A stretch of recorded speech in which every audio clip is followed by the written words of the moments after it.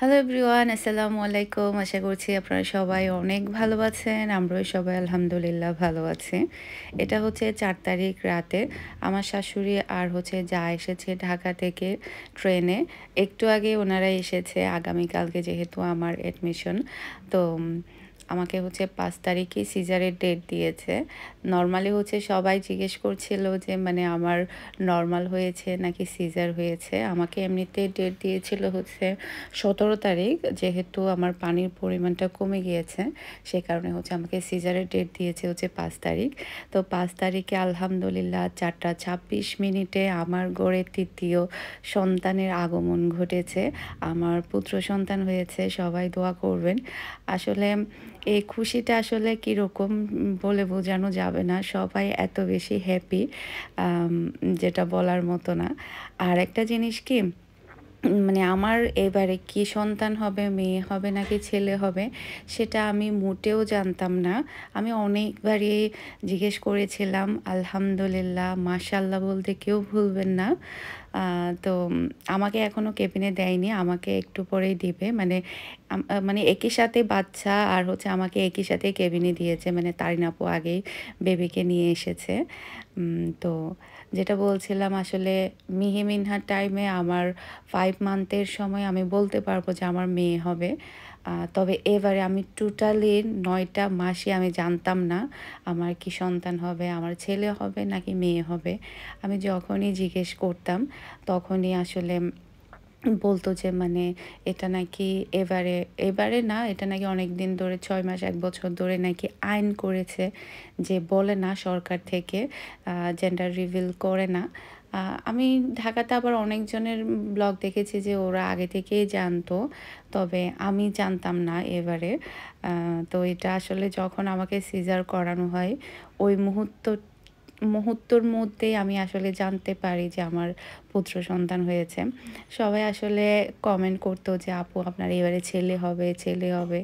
তখন আসলে আমি অনেক বেশি টেনশনের মধ্যে পড়ে যেতাম, যেটা সত্য কথা। টেনশনের মধ্যে পড়ে যেতাম এই কারণেই। আচ্ছা, আমার মানে ছেলে হলে সবাই দেখি যে অনেক বেশি হ্যাপি, যদি মেয়ে হয় কেউ কি হ্যাপি হবে না, কেউ কি খুশি হবে না? মানে এটা নিয়ে আমি অনেক বেশি টেনশন করতাম, যে সবাই আসলে যেভাবে ছেলে ছেলে বলছে, যদি মেয়ে হয় তাহলে কি কেউ খুশি থাকবে না? আমার যদি 3টা মেয়ে সন্তান হয়।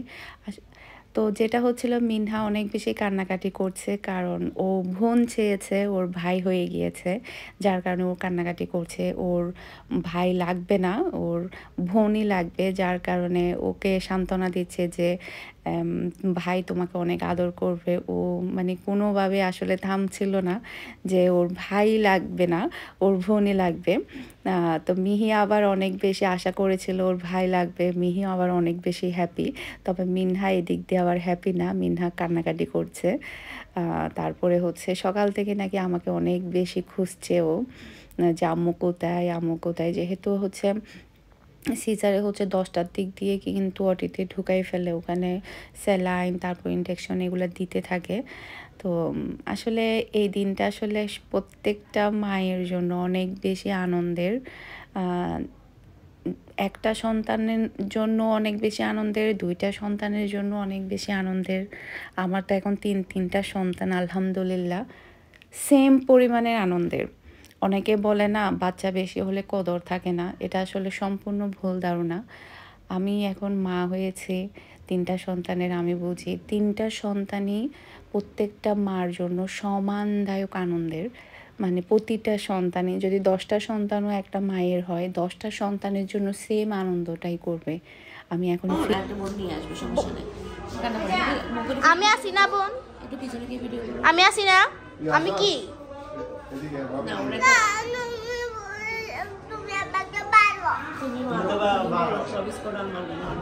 আচ্ছা আর মারবো না, ঠিক আছে? চুমা দিয়ে দাও।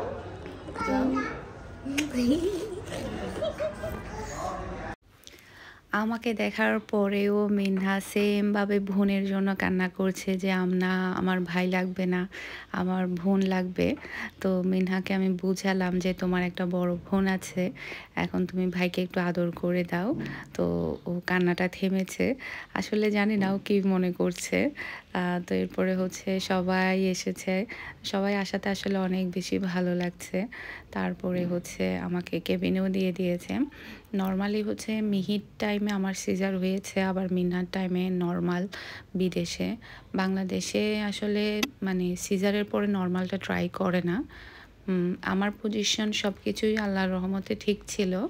মানে একদম শুরু থেকে শেষ অবধি আলহামদুলিল্লাহ আমি অনেক বেশি অ্যাক্টিভ ছিলাম, অনেক ভালো ছিলাম। আম চাইলে হয়তোবা হতে পারত। তবে ওই যে বাংলাদেশে ট্রাই করে না, এটার কারণে হয়তোবা। আর দ্বিতীয় সিজার অনেক বেশি কষ্টকর এই। আর সিজার আসলে সবই কষ্টকর। নরমালও কষ্টকর, সিজারও কষ্টকর, ২ টাই কষ্টকর। মা হওয়া আসলে এত বেশি সহজ না। অনেক বেশি কঠিন একটা ব্যাপার। পুরাটা জার্নি অনেক বেশি কষ্টের। তবে এবারে প্রেগন্যান্সিতে আমি অনেক বেশি অ্যাক্টিভ ছিলাম। আপনারা দেখেছেন আমি নিজের দিক দিয়ে অনেক বেশি অ্যাক্টিভ ছিলাম। ওরকম আমি আসলে কোনো একটা দিনও অসুস্থতা ফিল করিনি আলহামদুলিল্লাহ। তবে মিহি মিনহার টাইমে আমি অনেক বেশি মানে থাকতাম, দুর্বল থাকতাম। তারপর অনেক বেশি আমার খারাপ লাগতো, মাথা ঘোরাতো। তারপর কোনো কিছুই ভালো লাগতো না। মানে কোনো কিছু শান্তিই লাগতো না এরকম। তবে এবারে কেমন যেন আমার পুরো ৯টা মাসে অনেক বেশি ভালো কেটেছে। অনেক বেশি হ্যাপি ছিলাম। তারপরে হচ্ছে অ্যাক্টিভ ছিলাম এই। জানি না একেকবারে হয়তোবা একেক রকম হতে পারে।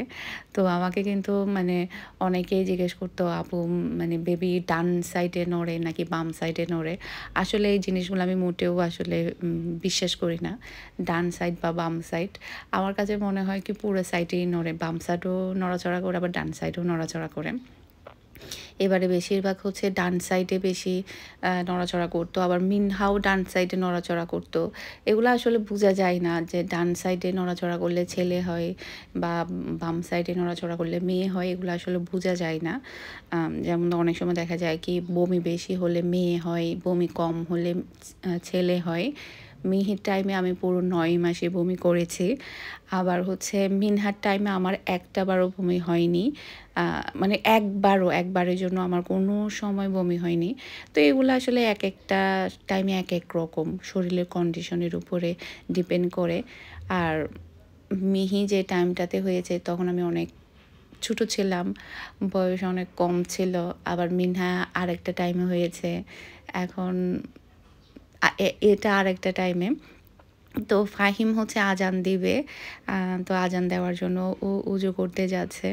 তো দেখতে, দেখতে আসলে পরিবারের সংখ্যা বেড়ে যাচ্ছে। আলহামদুলিল্লাহ। আর হচ্ছে এই দিনটা না অনেক বেশি টেনশন কাজ করে যে কীরকম না কীরকম হবে। আ পুরো ৯টা মাস পরে বাচ্চার ফেস দেখা যায় যে আমার বাচ্চাটা পৃথিবীতে আসবে। এরপরে হচ্ছে একটা সুস্থ বাচ্চা আমি আমার চোখের সামনে দেখব। এই জিনিসটা আসলে কি পরিমাণের টেনশন, তারপরে কি পরিমাণের আনন্দের, সেটা আসলে বলে বোঝানো সম্ভব হয় না। আর সবাই আলহামদুলিল্লাহ অনেক বেশি খুশি হয়েছে। আমার ফ্যামিলি মেম্বার, শ্বশুরবাড়ি, তারপরে হচ্ছে আমার ভিউয়ার্সরা সবাই অনেক বেশি আমার জন্য দোয়া করেছে। আমি খুব একটা বেশি ব্লগ দেইনি, খুব একটা বেশি অ্যাক্টিভ ছিলাম না। তারপরও সবাই যে পরিমাণের খোঁজ খবর নিচ্ছে যে আপু তোমার কতদিন, কখন ডেট বা কেমন লাগছে বা আমরা দোয়া করছি তোমার জন্য। এই জিনিসগুলো না মানে ভাগ্যের ব্যাপার, যেটা সত্য কথা।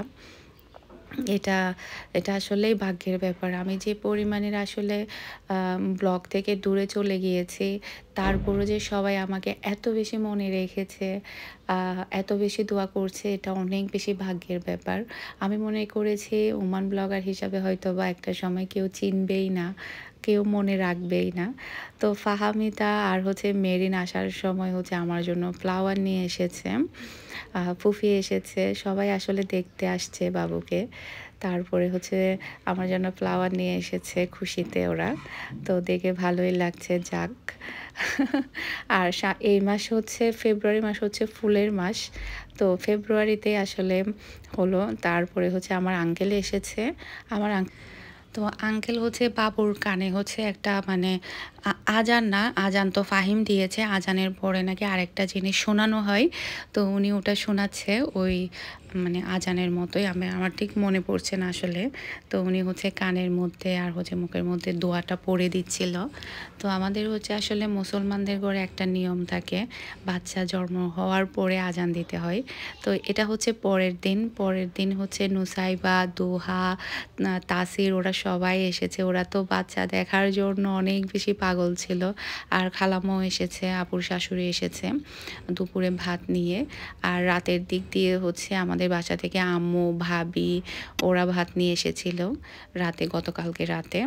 আয়াস, তো আয়াস হচ্ছে বেবিকে ডাকে হচ্ছে বেবি ভাই, মানে শুধু বেবিও ডাকবে না আবার ভাইও ডাকবে না, বেবি ভাই দুটাই ডাকবে।